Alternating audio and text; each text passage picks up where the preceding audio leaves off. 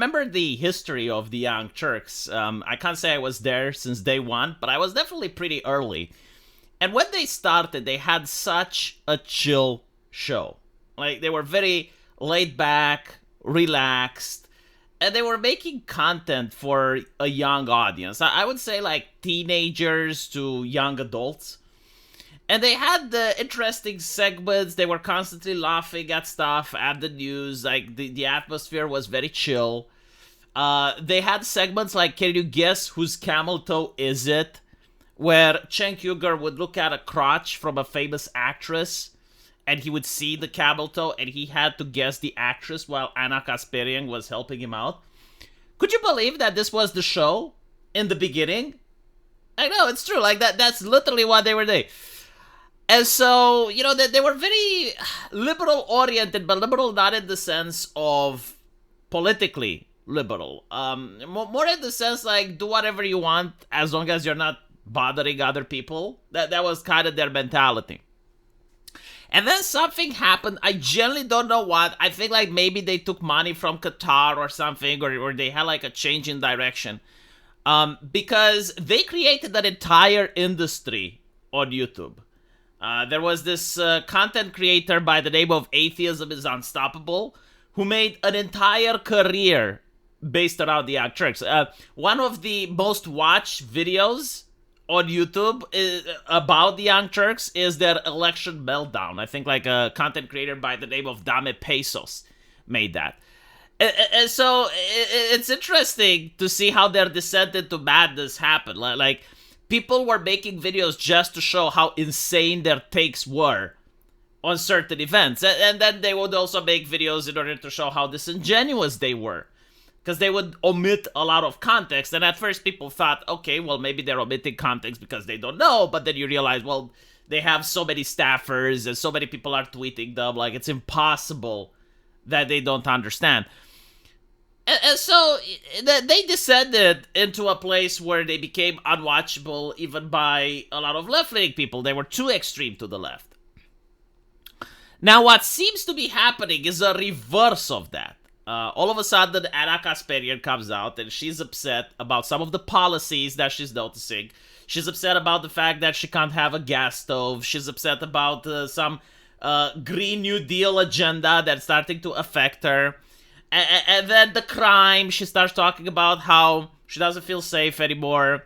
And she talks about the case where this guy butchered another American. And then when the police arrested him, they let him out with no bail. And she was abhorred by that. And then she gets her shit kicked in by the left, right? Like, it's a lot of left-leaning people that are criticizing her. Like, no, you don't understand the systemic injustices of systemic systems. And it goes even further than that. Apparently, Cenk, after the last elections, tweeted Elon Musk saying that, hey, if you want government efficiency, why don't you fix the Pentagon? Like, I will tell you how to fix the Pentagon. And Elon Musk goes like, okay, Cenk, I mean, if you have ideas, like, we're willing to listen. And this, like, apparently mind blows him. It's like, wow, like, I have been trying to reach populist Democrats since I started my career. Literally no one responded to me. Elon Musk is the first guy. And I guess, like, at this point, some individuals would say that they had the political reawakening, while others are skeptical. I personally, and I don't think either side would disagree with me on this, I don't think they would have had the reawakening if Trump didn't win the elections. Like, I think they would have made the same content if Trump didn't win the elections, with the exception of Anna, because it seems to have this stance way before Trump won the election. So in her case, I think that her change in policy is a little bit more genuine. But I want you to see where we're at today. Again, another video managed to go viral, and this one is really hilarious to watch. Okay. No! What are you doing? What are you doing? No, I'm telling you the reality, whether you like it or not. I think Kamala Harris will probably win in a cakewalk for governor. No! Okay. No! What are you doing? What are you doing? No, I'm telling you the reality, whether you like it or not. Are you Democrat? What are you doing? This is where we're at. This is where we're at. You know what this reminds me of? When I used to live in those communist blocks had very thin paper wall, and you had like one tiny room, and you were surrounded by 4 other people all around. And this is the type of arguments that I would hear between married couples at the age of 45. Like, literally, it's the same tonality. You know, you may not like understand the words or what they're saying, but it's literally like the same tonality. Democratic voters in California love to obey. And so Oh my God. Oh my God. Oh my God. I'm gonna move. I think like this is when it sinks in. Like Cheng just managed to convince her that no, this is going to happen. So like the conversation starts with Cheng saying, look, I think Kamala Harris is going to win. And she's like, what are you doing? Why are you rooting for her? And Cheng is saying, no, I'm not rooting for her. This is the reason why it's happening. Like, Democrats are going to obey. And at which point, Tara goes like, and so Oh my God. like, oh, it's true. It's true, isn't it? Oh my God. Oh, no, like, I can't refute that. I can't refute this, Cheng. You're absolutely right. Holy shit. Oh my God. Oh my. So you know, in the beginning, she's like thinking like, how can we prevent this? But then Cheng says, no, it's not something we can prevent. It's going to happen. So now Anna goes from prevention to like how she's going to deal with the consequences. Oh my God, I'm gonna move, Cenk. I'm gonna quit my job. I'm gonna just quit telling you my the job reality. and I'm gonna move. I'm not saying I'm in favor of it. I'm telling you what's like. Yeah, no, you made your point. Like you traumatized her, Cheng. Like she gets it though. Like she's not arguing with you at this point. She's genuinely thinking it's like, oh shit, my career. How will I deal with this in the future? If the Democratic Party said we anoint Kamala Harris, a giant percentage of Democrats in California would go, yes, we obey. We will take the loyalty oath. Yeah, no, she gets it, Cheng. She gets it. Like she's not arguing with you anymore. She's experiencing existential dread. It doesn't matter how bad she is. This state cannot survive another incompetent Democrat. See, existential dread. she's not arguing with you about it. She's not trying to convince you. She's literally looking for solutions right now. Like she's genuinely thinking, okay, this is going to happen. What can I do next? Ah, shit, I gotta quit my job, don't I? Oh, fuck. And now she's explaining why she is reaching these solutions. It's like the state cannot survive, Cheng. She's just explaining her reasoning. Leading it. Leading it. Democrat. Oh my God. No, we just can't. Okay, like, anyway, so like people are egging her on. Okay, apparently she's like in a wait and see mode. How about you wait and see, like, your way out of public life? And She can't handle the cackling. She can't handle the cackler in chief. Look at her. It's like, oh. Imagine, like, turning up and having to deal with the cackling. No. Here's the thing, guy. Right? Like, this is my take. It doesn't really matter who comes in California. The system is so bureaucratic. It pretty much runs on itself. Like what you call a politician is just a figurehead. It's just a person that doesn't even make their speeches. Like, they just read something that's written for them. And then they read from a prompter. And then they rubber stamp something. Like it took decades to create layer after layer after layer of bureaucracy.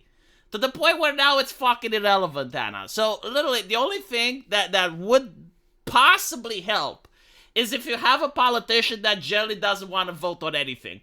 Like, he doesn't agree on any bill.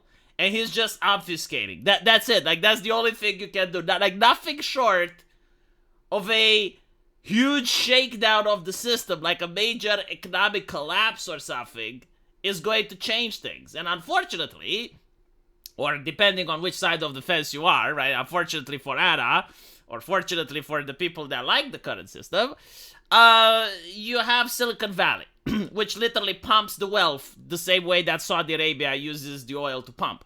In fact, I would compare Saudi Arabia with California, and I think like the comparisons are up. As I mentioned, like one of them produces oil, the other one produces the internet, and tech companies and tech giants. They both have like a religion. California has the woke, and Saudi Arabia has Wahhabism. No tolerance to dissenters. And a huge, massive bureaucracy to support all of this. And so I genuinely do not think that the leadership matters that much I generally don't think like it matters if you have a Gavin Newsom or you have a Kakala or like, no. Even if Trump himself was to be anointed as the governor of California, you still wouldn't manage to do anything about it. Like just look at the bureaucracy, right? Like California actually has an amazing system. It's probably like more democratic than most states in the United States. And the fact that you can have like a direct vote on legislation, like you as the average person can genuinely vote on legislation that you like. Do you know what happens? If they vote on a legislation that the public wants, either you have an activist judge that shuts it down, or they will just make new legislation to go around the legislation that the people voted. Like this is a system that cannot be railed in at this point. That you would need a concentrated effort. I think you would need like a massive change in public thinking, like a huge cultural shift. But even then it won't work because they will just bring in more immigrants, which would have like the new mindset. You know, like you bring immigrants from countries that do have authoritarianism, that do have bureaucracy, that are dependent on the government for welfare and stuff. And then even if you like the current population starts saying, okay, well, maybe we don't have to live this way, you bring an influx of people that are like, oh yeah, no, actually this life is good compared to my country. And you can't fix the problem. I generally don't know what would fix California, to be honest. I don't think it will happen in my lifetime. I think like and when I say fix, I mean make it in a way that Anna likes. I think like the only thing that could potentially happen is like if Silicon Valley gets a competitor somewhere else around the world, right? So they're not the richest anymore, but like who's going to do that, right? China is going to be suppressed because it's China. The European Union can't do that because they have their own bureaucracy, and so I think the system is here to stay. Let me know what you guys think, and I'll see you in the comment section. Take care.